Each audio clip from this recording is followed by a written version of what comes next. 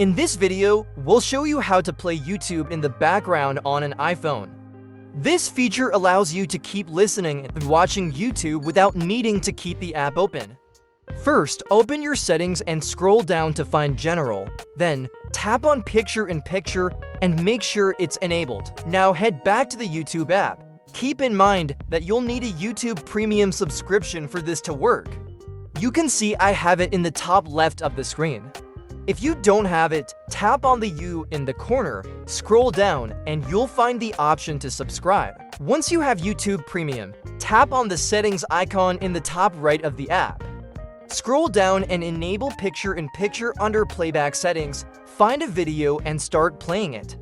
After that, swipe up from the bottom of the screen, and the video will keep playing in a small window, as you can see.